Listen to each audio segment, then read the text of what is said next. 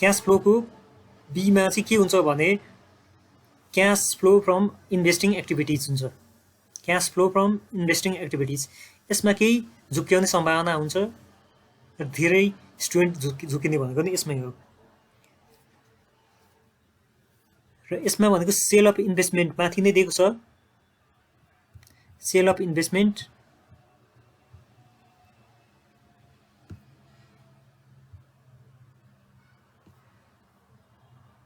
यहाँ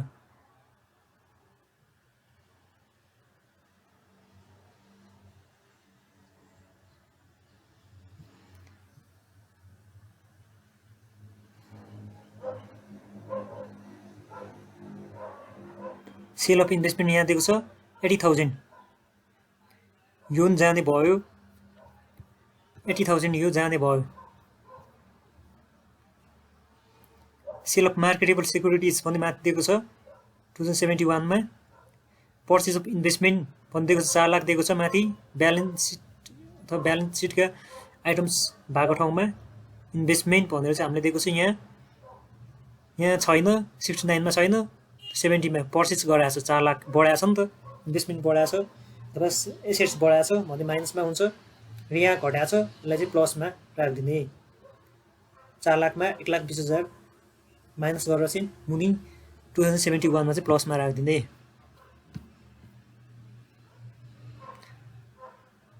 अर्को भनेको चाहिँ हाम्रो सबैभन्दा झुकाउने ठाउँ भनेको चाहिँ sale of plant. Sale of plant भनेर चाहिँ हामी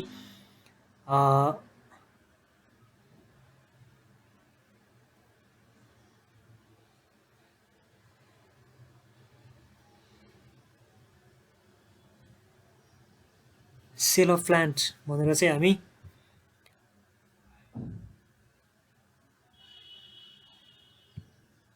सेल अफ प्लान्ट भनेर चाहिँ हामी कसरी झिक्न सक्छौँ भने हाम्रो यहाँ माथि भनेको छ लसन सेल अफ प्लान्ट। लसन सेल अफ प्लान्ट भनेको छ कस्ट चाहिँ 1 लाखको थियो, डिप्रिसिएसन त्यसको 40,000 थियो भने 60,000 भयो तर लस भएछ 40,000। हाम्रो बुक भ्यालु भनेको 60,000 थियो, 1 लाखमा कस्ट माइनस डिप्रिसिएसन गरेर बुक भ्यालु आउँछ त्यो भनेको 60,000 भयो तर हामीले 40,000 लस खाएर बेच्यो भनेपछि कतिमा 60,000 को चाहिँ 40,000 लस भयो भने 20,000 चाहिँ हामीले 20,000 मा चाहिँ बेच्यो। 20,000 चाहिँ हामी सेल अफ प्लान्ट भनेर चाहिँ यहाँ हामी राख्छौँ। इन्भेस्टिङमा चाहिँ इन्भेस्टिङ एक्टिभिटिजमा सेल अफ प्लान्ट भनेर 20,000 राख्छौँ। र purchase of plant and machinery भनेको 2069 र 70 को चाहिँ कम्पेयर गरेर चाहिँ बढाएको छ त्यही भएर चाहिँ हामी 3 लाख लेख्छौँ माइनसमा र 70 र 71 लाई कम्पेयर गर्दा 1,50,000 ले बढाएको छ त्यही भएर 1,50,000 लेख्छौँ यहाँ। Purchase of land and building पनि 69 र 70 यसको छैन के भएको छैन यहाँ ल्यान्ड एन्ड बिल्डिङ 5 लाख जस्ता तस्तै छ तर 71 मा चाहिँ गएर चाहिँ 8 लाख भएको छ भनेपछि 5, 6, 7, 8 भनेको 3 लाख बढाएको छ। 3 लाख भनेको हामी माइनसमा लेख्छौँ यहाँ एसेट्स बढ्ने बित्तिकै माइनस।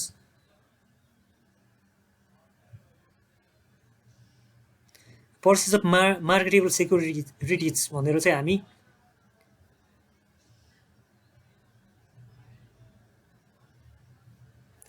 माथि हेर्न सक्छौँ देख्न सक्छौँ मार्केटेबल सेक्युरिटिज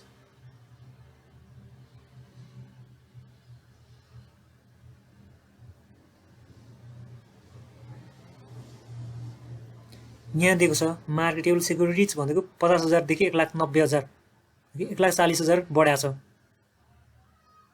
पर्चेज भएको छ हामीले।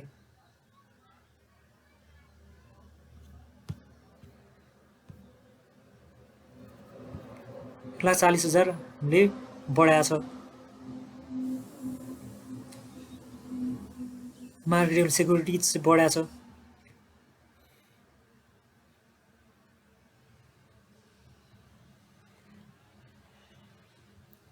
$71 मा अब बेचियापन छ marketable gain and sale of marketable securities पनि भएको छ भनेपछि हामीले यसको वर्किङ नोट गर्नुपर्ने हुन्छ र यो भनेको चाहिँ अब ending balance purchase or sold of marketed securities यसको फर्मुला के हुन्छ भने ending balance is equal to opening plus purchase sales minus loss on sale plus gain on sale हुन्छ। यो 2070 चाहिँ सिधै 1,90,000 मा 50,000 1,40,000 डाइरेक्ट भयो किनकि यसमा केही फर्दर इन्फर्मेसन भनेको छैन। तर 71 मा त हामीले बेचेको छ नि त, बेचेको छ, त्यही भएर चाहिँ हामीले इन्डिङ ब्यालेन्स भनेको 40,000 छ माथि दिएको छ इज इक्वल टु ओपनिङ भनेको 1,90,000 छ, 1,90,000 भनेको चाहिँ 70 को चाहिँ यहाँ चाहिँ ओपनिङ हुन्छ 71 मा प्लस 0 यो पर्चेज भनेको हामीले पर्चेज गराएको छैन र यहाँ चाहिँ अब सोल्ड पनि सोल्ड चाहिँ हामीले निकाल्नु पर्ने हुन्छ प्लस गेन अन सेल भनेको कति छ 40,000 मा चाहिँ हामीले gain on sale of marketable securities भनेर चाहिँ माथि देख्न सकिन्छ इन्फर्मेसनमा gain on sale of marketable securities यहाँ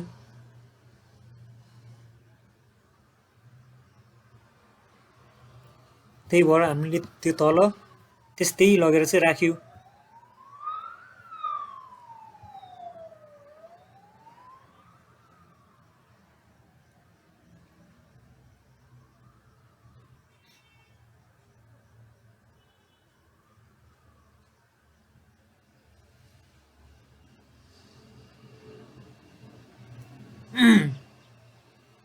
gain on sale of marketed securities भनेर चाहिँ राख्यो हामीले।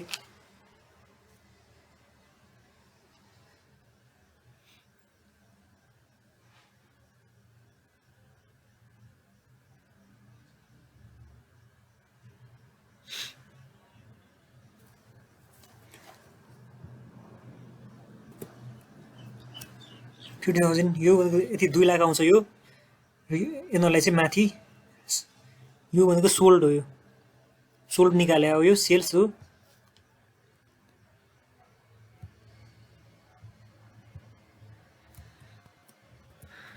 यति आउँछ यो र माथिको भनेको चाहिँ पर्चेज र सोल्ड हो, यो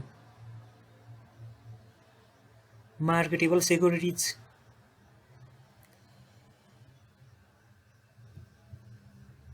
भनेर चाहिँ यहाँ अब सेल अफ मार्केटेबल सेक्युरिटिज भनेको 2 लाख निस्केको थियो, पर्चेज अफ मार्केटेबल सेक्युरिटिज भनेर तल हामीले 1,40,000 निकालेका थियौँ, यही हो। र net cash from investing activities यहाँबाट आउँछ यो 1,20,000 र 1,10,000 आयो। अर्को पनि क्यास थर्डमा भनेको चाहिँ क्यास फ्लो स्टेटमेन्टमा थर्ड हेडिङ भनेको चाहिँ cash flow from financing activities हुन्छ र क्यास फ्लो फ्रम फाइनेन्सिङ एक्टिभिटिजमा चाहिँ सेयर क्यापिटलहरू जान्छ, प्रिमियमहरू जान्छ, सेयर प्रिमियम, रिडिम्सनहरू प्रिफरेन्स सेयर्सको जान्छ, प्रिमियमहरू जान्छ प्रिफरेन्स सेयर्सको, यिनीहरू नै जान्छ, डिभेन्चरहरू जान्छ। र हामीले माथिको कम्पेरिजन गरेर चाहिँ हामीले इस्यु अफ सेयर क्यापिटल यो दुईटामा इस्यु भएको छ, त्यही भएर प्लस छ 69 70 माइनस 69 गरेर 4 लाख आउँछ एउटा र अर्को भनेको 1 लाख आउँछ। 71 मा 70 घटायो भने 1 लाख आउँछ। सेयर प्रिमियम भनेको माथि नै दिएको छ 10,000 बढाए जति छ त्यति। रिडिम्सन अफ प्रिफरेन्स सेयर, रिडिम्सन भनेको तिरियो भनेपछि यो माइनसमा हुन्छ।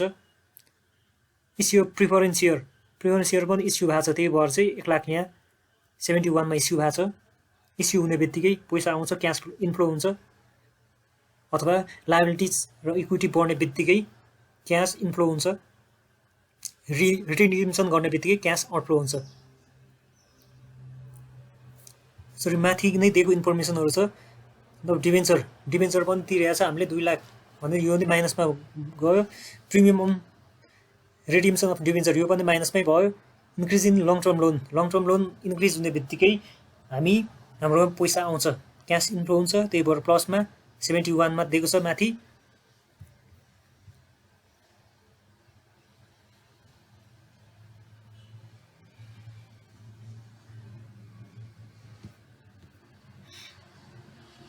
लङ टर्म लोन दिएको छ, यसमै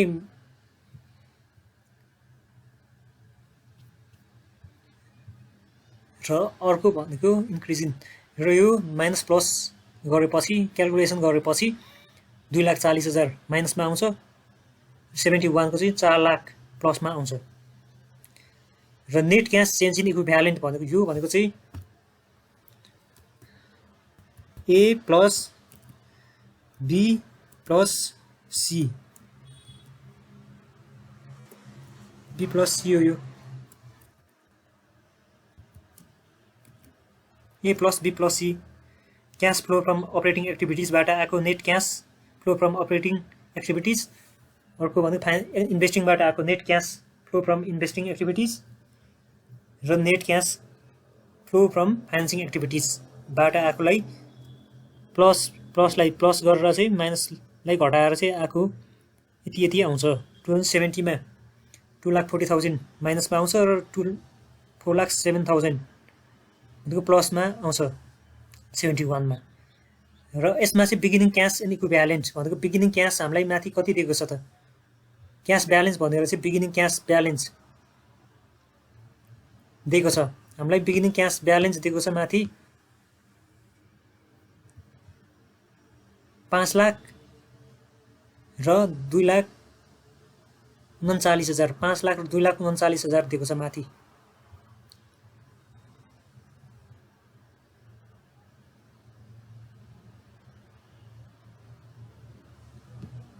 पाँच लाख त्यो दिएको छ र अर्को भनेको हामीले क्याल्कुलेसन गरेरै निकाल्ने हो त्यसलाई cash balance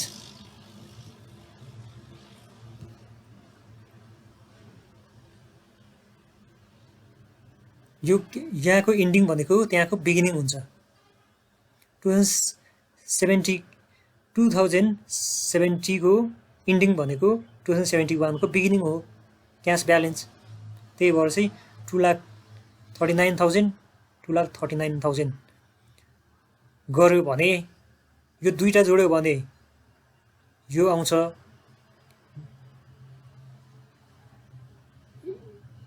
net cash change in equivalent 2070 मा चाहिँ beginning cash in equivalent 5 lakh माथि दिएको छ यो गर्यो भने 2,39,000 आउँछ र अर्को भनेको चाहिँ यहाँ 4,07,000 बाट चाहिँ क्यास इक्विभ्यालेन्टबाट चाहिँ हामी 2,39,000 जोडियो भने चाहिँ 4,46,000 आउँछ 46,000 आउँछ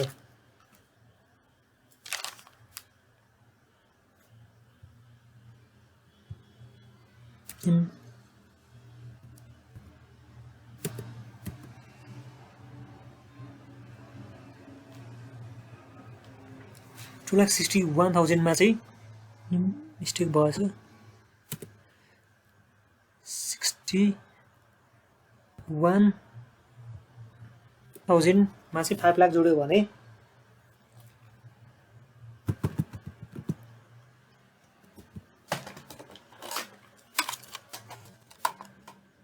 61,000 जोड्यो भने 5 लाख जोड्यो भने 2,39,000 आउँछ र यो जोड्यो भने 4,46,000 आउँछ र यसरी नै हामीले तीनटा पार्ट क्याश फ्लो स्टेटमेन्टको सिधाएका छौं